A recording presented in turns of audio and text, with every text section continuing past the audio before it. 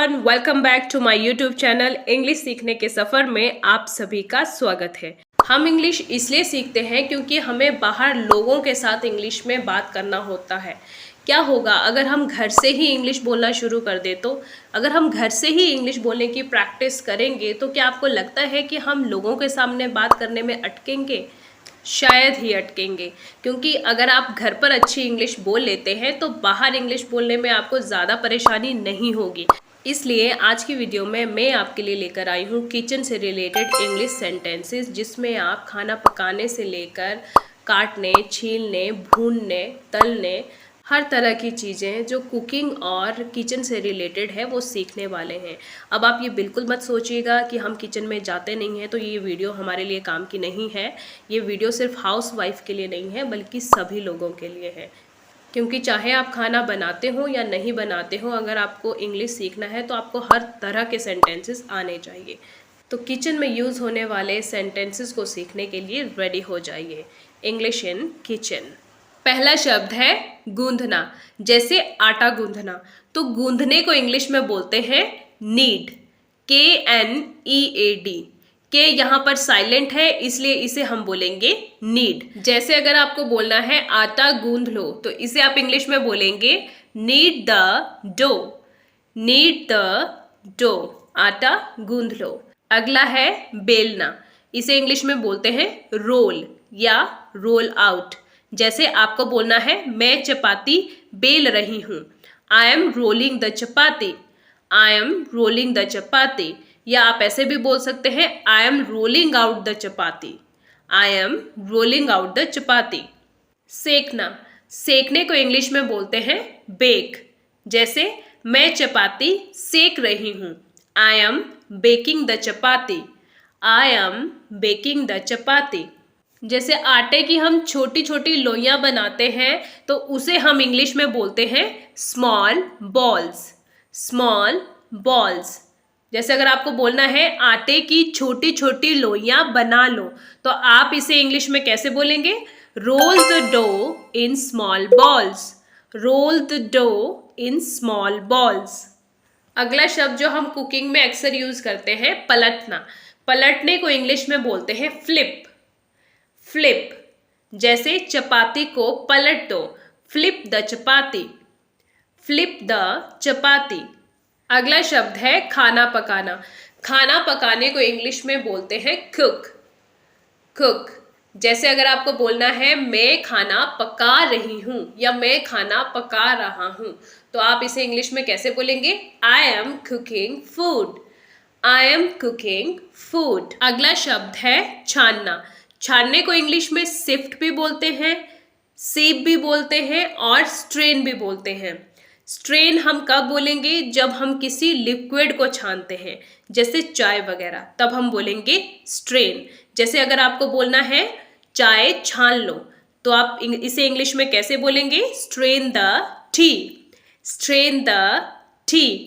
और सिफ्ट और सीव का यूज हम तब करेंगे जब हम किसी पाउडर को छानते हैं, जैसे आटा। अगर आपको बोलना है आटा छान लो तो इसे आप इंग्लिश में बोलेंगे sift the flour, sift the flower.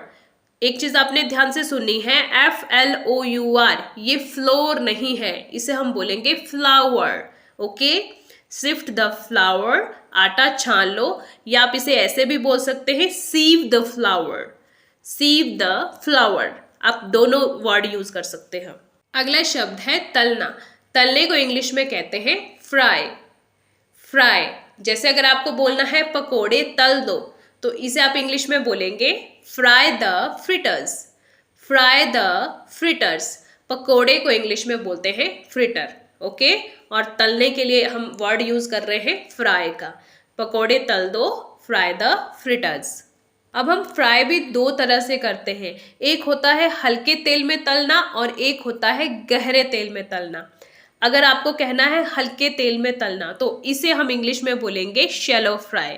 जैसे मूंगफली को हल्के तेल में तल दो, shallow fry the peanuts, shallow fry the peanuts.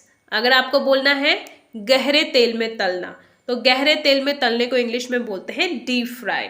जैसे पूड़ियों को गहरे तेल में तल दो, deep fry the puris, deep fry the puris. I hope यहाँ तक आपको क्लियर हो गया हो। आगे चलते हैं।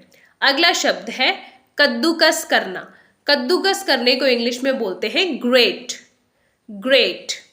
जैसे आपको बोलना है गाजर को कद्दूकस कर लो, grate the carrot, grate the carrot. अगला शब्द है निचोड़ना। निचोड़ने को इंग्लिश में कहते हैं स्क्वीज, स्क्वीज। जैसे अगर आपको बोलना है कद्दूकस की हुई सब्जियों को निचोड़ दो, तो इसे आप इंग्लिश में बोलेंगे squeeze the grated vegetables, squeeze the grated vegetables. कद्दूकस की हुई सब्जियों को इंग्लिश में बोलेंगे ग्रेटेड वेजिटेबल्स, और निचोड़ दो squeeze, squeeze the grated vegetables. जैसे अगर आपको बोलना है नींबू निचोड़ दो, तो इसे आप इंग्लिश में बोलेंगे squeeze the lemon, squeeze the lemon. अगला शब्द है मसलना। मसलने को इंग्लिश में कहते हैं मैश, मैश। जैसे अगर आपको बोलना है आलू को मसल दो, तो आप बोलेंगे mash the potatoes, mash the potatoes. अगला शब्द है छीलना। छीलने को इंग्लिश में कहते हैं पील, पील। जैसे अगर आपको बोलना है संतरा छील दो, पील ऑफ द ऑरेंज, या आप बोल सकते हैं पील द ऑरेंज। नेक्स्ट वर्ड है पीसना। पीसने को इंग्लिश में कहते हैं ग्राइंड, ग्राइंड। जैसे अगर आपको बोलना है काजू पीस लो, तो आप इसे इंग्लिश में बोलेंगे grind the cashews, grind the cashews. काजू को इंग्लिश में कैश्यू कहते हैं। पीसने के लिए एक और वर्ड है ब्लेंड, ब्लेंड। ब्लेंड का मतलब भी पीसना होता है, लेकिन ब्लेंड का यूज आप कब करेंगे, जब आप किसी चीज को बिल्कुल लिक्विड फॉर्म में पीसना चाहते हैं। जैसे आप किसी चीज की प्योरी बनाना चाहते हैं, या जूस बनाना चाहते हैं, स्मूदी बनाना चाहते हैं, तब आप ब्लेंड वर्ड का यूज करेंगे। जैसे अगर आपको बोलना है जूस बनाने के लिए सेब को पीस दो, blend the apple to make juice, blend the apple to make juice। Grind का यूज आप तब करेंगे जब आपको किसी चीज को पाउडर बनाना हो, और ब्लेंड का यूज आप तब करेंगे जब आपको किसी चीज को लिक्विड बनाना हो। यहाँ तक क्लियर? चलिए आगे चलते हैं। अगला शब्द है फैलाना या लगाना। इसे इंग्लिश में बोलेंगे स्प्रेड, स्प्रेड। जैसे अगर आपको बोलना है ब्रेड पर मक्खन लगा दो, तो इसे आप इंग्लिश में बोलेंगे spread the butter on the bread, spread the butter on the bread. मक्खन को इंग्लिश में बटर बोलते हैं। ओके। अगला शब्द है काटना। काटने के लिए हम 3 तरह के वर्ड का यूज करते हैं। एक है कट, दूसरा है चॉप, और तीसरा है स्लाइस। कट का यूज हम कब करेंगे, जब हम किसी चीज को बिल्कुल नॉर्मल काटना चाहते हैं। जैसे अगर हमें बोलना है सब्जी काट दो, तो हम बोलेंगे cut the vegetable, cut the vegetable, सब्जी काट दो। अब अगर हमें बोलना है छोटे छोटे टुकड़ों में काटो, तो उसके लिए हम चॉप वर्ड का यूज करेंगे। जैसे प्याज को छोटा छोटा काट दो, chop the onion, chop the onion. अगर हम स्लाइस बना के काटना चाहते हैं, तो उसके लिए हम स्लाइस वर्ड का यूज करेंगे। जैसे अगर हमें बोलना है सलाद काट दो, तो हम बोलेंगे slice the salad, slice the salad. अगर हमें बोलना है सलाद को गोल आकार में काट दो, तो इसे हम इंग्लिश में बोलेंगे slice the salad in circular shape, slice the salad in circular shape. अगला वर्ड है कूटना या कुचलना। इसे इंग्लिश में क्रश भी बोलते हैं और पैसल भी बोलते हैं। जैसे अगर आपको बोलना है इलायची कूट दो, तो आप इसे इंग्लिश में बोलेंगे crush the cardamom, crush the cardamom. और आप बोल सकते हैं पैसल द कार्डमम, पैसल द कार्डमम। इलायची को इंग्लिश में कार्डमम बोलते हैं। लहसुन कूट दो, इसकी इंग्लिश क्या होगी, ये आप मुझे कमेंट करके बताएंगे। लहसुन को इंग्लिश में गार्लिक कहते हैं। ओके, तो आपको मुझे कमेंट करके ज़रूर बताना है, ताकि मुझे ये पता चले कि मैं वीडियो में जो भी आपको बता रही हूँ वो आपको समझ में आ रहा है। चलिए आगे चलते हैं। अगला है मोटा मोटा पीसना। जैसे हम किसी चीज़ को मोटा मोटा पीसते हैं, तो उसके लिए इंग्लिश में एक वर्ड है मिन्स, मिन्स का मतलब होता है मोटा मोटा पीसना। जैसे अगर बोलना है अदरक को मोटा मोटा पीस लो, तो हम बोलेंगे means the ginger. Means the ginger. अदरक को इंग्लिश में जिंजर बोलते हैं। अगला शब्द है चलाना। चलाने को इंग्लिश में कहते हैं स्टर। स्टर। करछी से धीमी आंच पर चलाते रहो। Stir in low flame with ladle.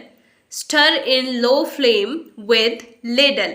करछी को इंग्लिश में लिडल बोलते हैं। अगर आपको किचन में यूज होने वाले बर्तनों के नाम इंग्लिश में नहीं आते हैं तो घबराने वाली कोई बात नहीं है, क्योंकि उस पर मैंने अलग से एक वीडियो ऑलरेडी बना रखी है। आप उस वीडियो को देखिए, लिंक मैंने डिस्क्रिप्शन में दे दिया है। चलिए आगे चलते हैं। अगला शब्द है बीनना। बीनने को इंग्लिश में बोलते हैं पिक ओवर। Pick over. जैसे अगर आपको बोलना है चावल बीन दो, तो आप इसे इंग्लिश में बोलेंगे pick over the rice. Pick over the rice. अगला शब्द है उबालना या उबलना। उसे इंग्लिश में बोलेंगे बॉयल। बॉयल। दूध उबाल दो। Boil the milk. Boil the milk. दूध उबल रहा है। The milk is boiling. The milk is boiling. कभी कभी ऐसे होता है कि हमारा ध्यान ना हो तो दूध उबलकर बाहर आ जाता है। तो दूध उबलकर बाहर आ जाता है, इसे बोलते हैं उफनना। इसकी इंग्लिश होती है बॉयल ओवर। Boil over. दूध उफन जाएगा। द मिल्क में बॉइल्ड ओवर। द मिल्क में बॉइल्ड ओवर। नेक्स्ट वर्ड है उड़ेलना। उड़ेलने को इंग्लिश में कहते हैं पोर। पोर। जैसे पानी को जग में उड़ेल दो। Pour the water into the जग।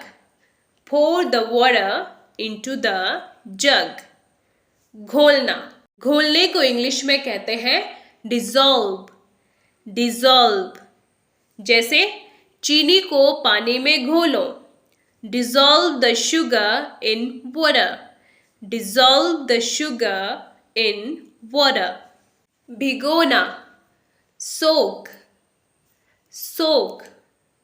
चावल भिगो दो। Soak the rice. Soak the rice. चावल को भिगो दो। Soak the rice. ढकना। ढकने को इंग्लिश में बोलते हैं कवर। कवर। इसे ढक कर पकाएं। Cover it while cooking।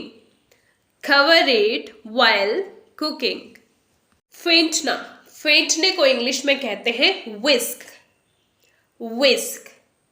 दही को फेंट दो। whisk the curd। whisk the curd। अंडे उबालना। अंडे उबालने को इंग्लिश में कहते हैं poach। poach। अगर आपको बोलना है अंडे उबाल दो, तो आप बोलेंगे poach the eggs। poach the eggs। भूनना। भूनने की इंग्लिश होती है रोस्ट। रोस्ट। कुछ मूंगफली भून दो। रोस्ट सम पीनट्स। रोस्ट सम पीनट्स। तो ये थे किचन और कुकिंग से रिलेटेड कुछ सेंटेंसेस। अगली वीडियो में मैं आपके लिए किचन से रिलेटेड कुछ और सेंटेंसेस लेकर आऊँगी। ये वीडियो अगर आपके लिए हेल्पफुल रहा हो तो वीडियो को लाइक और शेयर ज़रूर करें। अगर आप चैनल पर नए हैं तो चैनल को सब्सक्राइब किए बगैर ना जाएं। चैनल का नाम है वन स्टेप मोर। मैं बहुत जल्द मिलूँगी आपके साथ एक नई वीडियो में। Till then keep learning, take care and bye bye.